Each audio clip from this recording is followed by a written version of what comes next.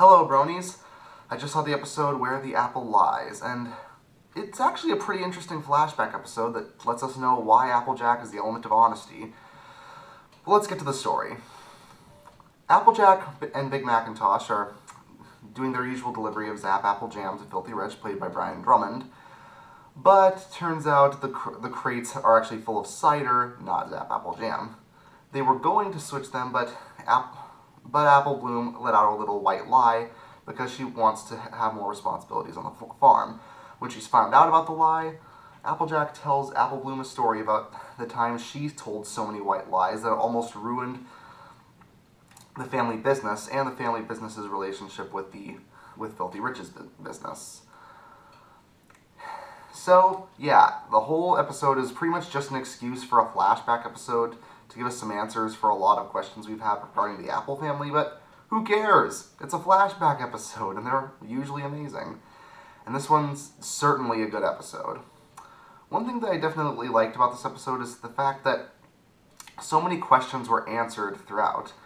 For example, not only do we see the younger version of Filthy Rich and see that he was a generally likable businessman, though he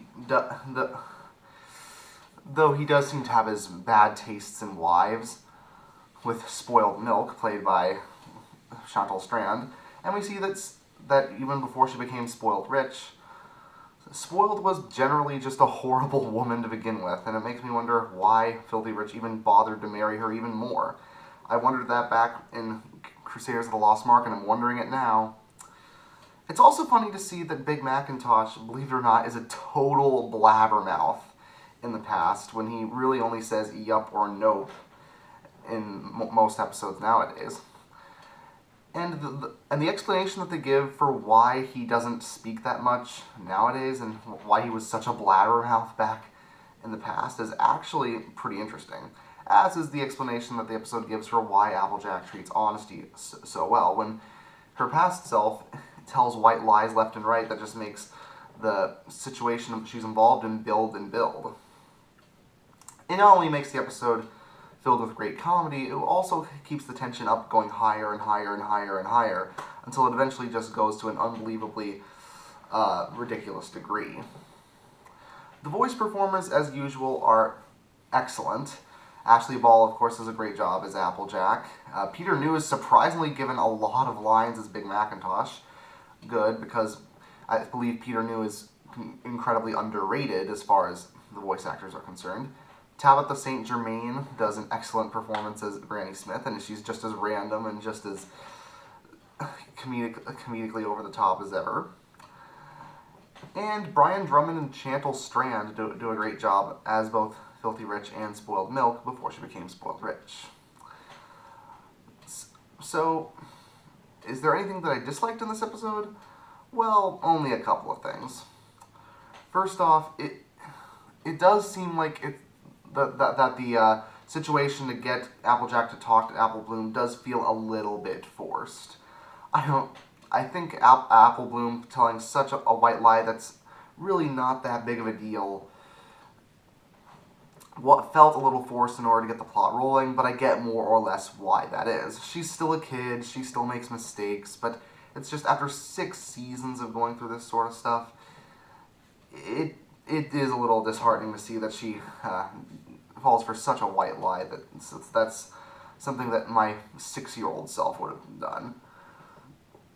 But then again, this episode didn't turn the white lie into a huge misunderstanding plot point like it did in Some Pony to Watch Over Me. Yeah, anything but Some Pony to Watch Over Me, man.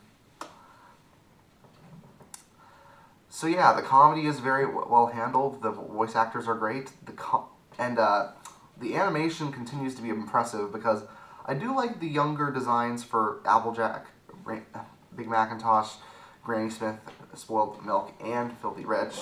All the younger pony designs are done pretty well, and there's even a few callback references to other episodes in the background, like some of the sick ponies in the hospital.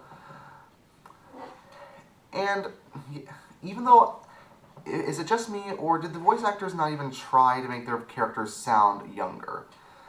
I get that their voices shouldn't deviate that much, but still, there's a difference between someone's awkward teenage voice and someone's more and someone's more refined adult voice.